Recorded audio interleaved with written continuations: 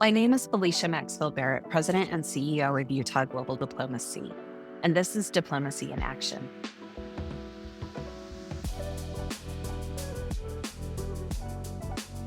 Following last week's U.S. diplomatic meeting in Oman, led by Stephen Witkoff, Special Envoy to the Middle East for President Trump, I am deeply honored to host a brief but meaningful conversation with Ambassador John W Limbert. Ambassador Limbert is a veteran American diplomat, scholar, and author with deep expertise in Iranian affairs. He was one of 52 Americans held during the 1979 Iran hostage crisis. He later served as the first Deputy Assistant Secretary of State for Iran. Ambassador Limbert has taught at the U.S. Naval Academy in Princeton and authored several books on Iran and U.S. Iran relations. Ambassador Limbert, thank you so much for joining me today.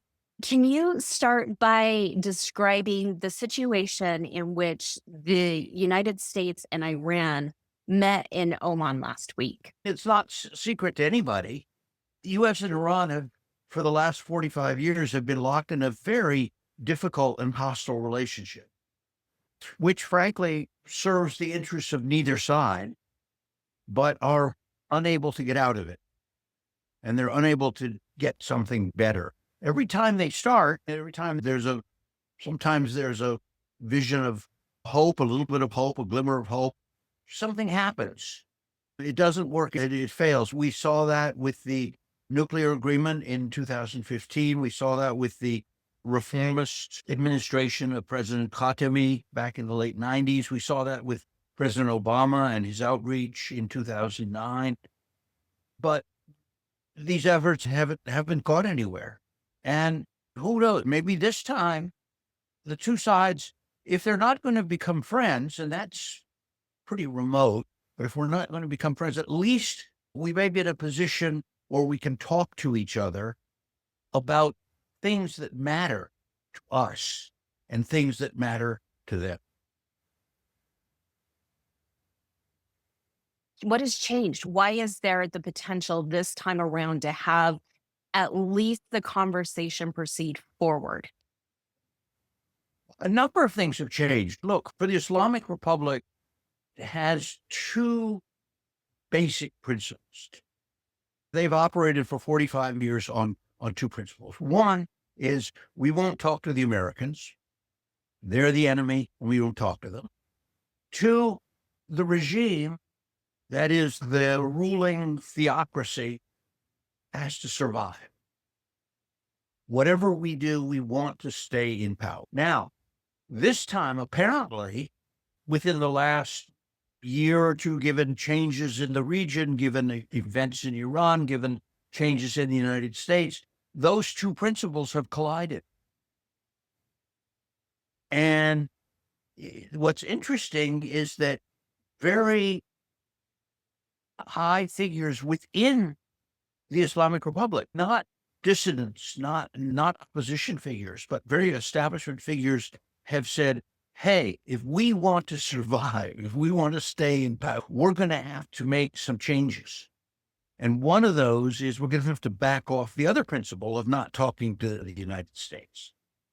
And so I think that's where Iran is. On the United States side, we have a president who seems to have two principles. One is, which he ran on, was very successful for him, avoiding stupid wars in the Middle East.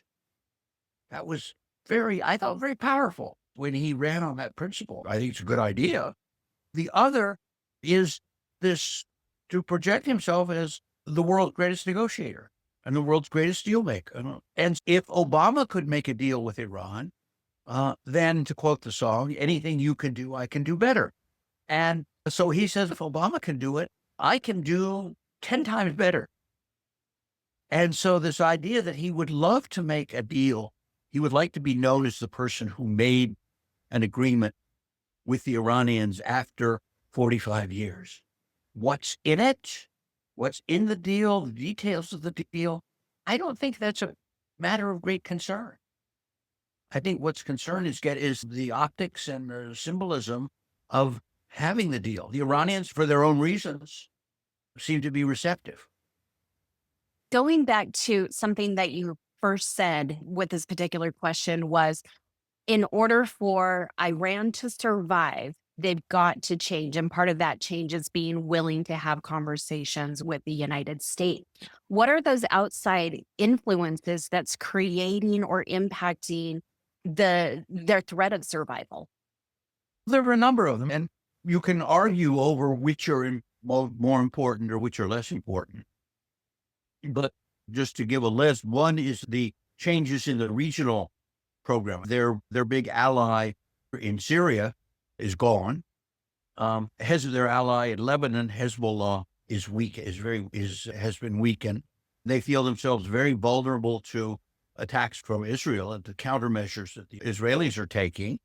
Visiting officials are assassinated, seemingly at will. So there's that. There's the sort of regional, the Russians, whom they seem to have this complex but sometimes half-friendly relationship with, abandoned Hafiz Assad when things got tough. And I'm sure the Iranians took a lesson from that. And they know they probably can't count on the Russians if things really get tough for them. So there's that. And then internally, I mean, they have a system, frankly, that they know probably, I don't know the figures, but 70%, 75% of the people hate their guts and don't want them around and are tired of being ruled by a bunch of aging, ossified theocrats who try to tell them what to wear, what to do, not to dance, not what kind of music to listen to, what holidays to celebrate, to not celebrate, and so forth. And the Iranians are like everybody else. They want to have a good time. And I think they're fed up. And they know that. I think the people in power are not stupid. They know that, plus the fact that their own incompetence has led to water shortages, gas shortages, electricity shortages. And this is a country that, with its natural resources and with its human potential, highly educated, highly creative population, should be a paradise. Really, it should be a Switzerland, it should be a Netherlands, it should be a Denmark, and it isn't. And it's clearly not. According to some reports I read, some very senior figures, including some very conservative, went to the supreme leader and said, "Sir, we've got to change. We've got to back off this idea of not talking to the Americans. If we don't, in a few months, we could all be gone." So I want to take the conversation from the internal of Iran, now bringing it out to the world perspective. What is the message that this meeting gave to our allies around the world right now? The Iranians seem to think that the fact that they were talking directly to the United States without ally, without Britain there, without Russia there, without China there, without France there, somehow raised their status, gave them more status. They're talking to now the world's number one superpower, one-on-one. Look at us. Look how important we are.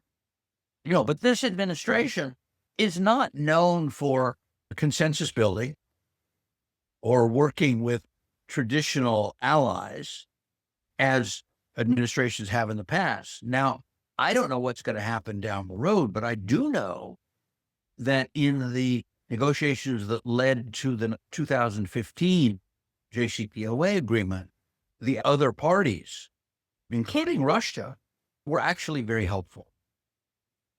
Now, can we go it alone, one-on-one? Maybe it will work. But I think if I were in Britain or in France, I'd be looking at the United States and saying, this is a very different country and seems determined to go on its own path and to go it alone. And we've seen that in more cases other than just talking to the Iranians.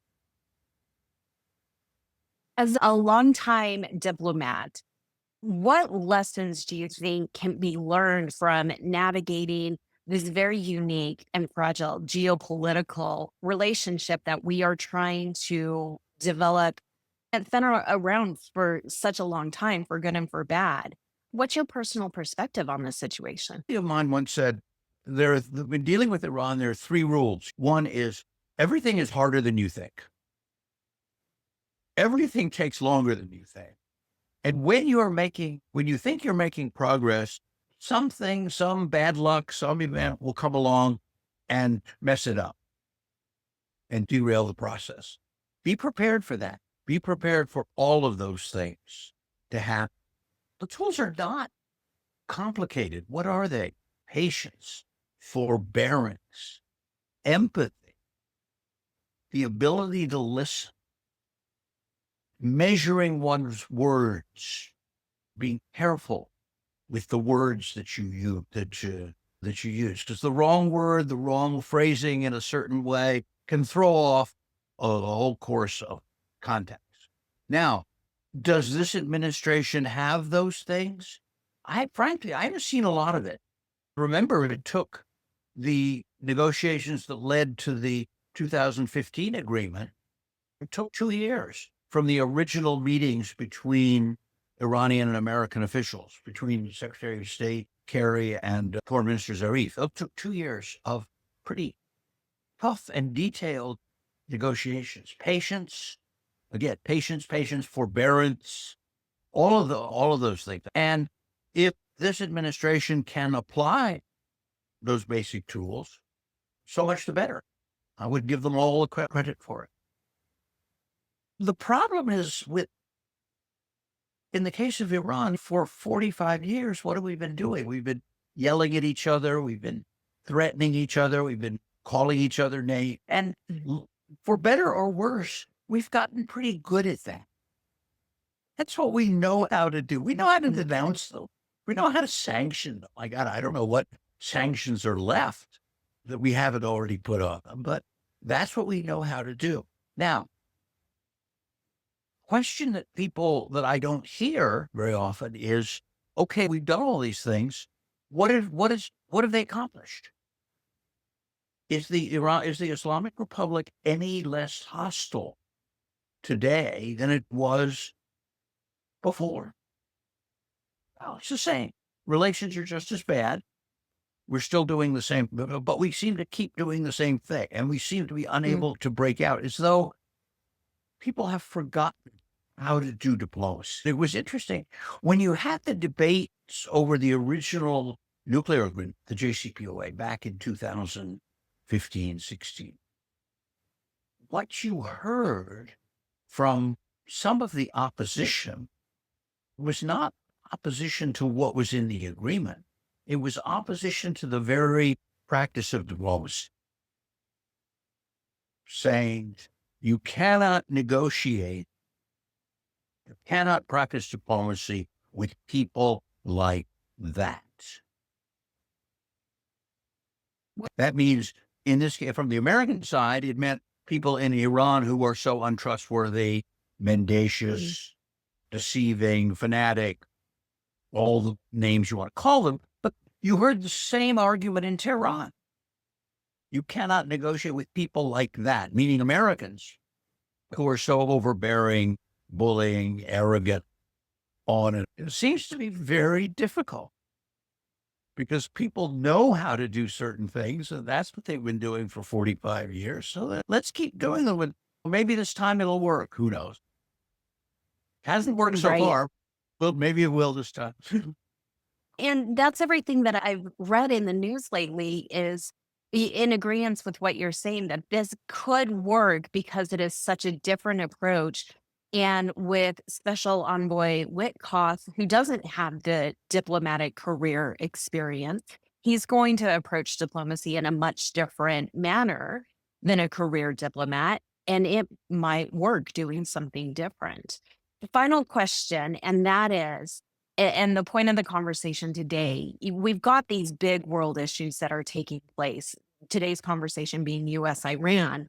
Why should people in Utah and the United States care about this particular issue? Particularly Utah, through, as I found out through my friend Bahman and Baskerville, has a very long and illustrious history with Iran because of dry land agriculture in particular. And Utah hosted thousands of Iranian students, trained a lot of Iranians, trained Peace Corps people before Iran. It's a very old relationship. By the way, I should say also, many of my friends in Iran were fascinated about Mormonism. They saw certain issues, certain things in common with Islam and with the Baha'i movement as well. But anyway, that's part of it. But more or less, why care? I think the president has said it. We want to stay out of stupid wars in the Middle East. They affect everybody. Any war affects everybody, a good war or a bad war. I served twice in Iraq after 2003. I've seen what a policy mistakes can lead to, just in terms of loss of treasure and damage to our economy, damage to our society, and the casualties and blood and the costs and the injuries. It's horrible. These are horrible, and there are no quick and easy wars. Once you start, you don't know what road you're going down. Look at Iraq. Look what happened in Iraq. Look what happened in Afghanistan. And I think people should care about that for the sake of our country, for the sake of our families. And also, a larger issue is what's our country's role in the world? Are we in the business of appointing other countries' leaders and telling them what kind of government they should have? We've been down that road, and we've seen from experience should tell us it doesn't work very well.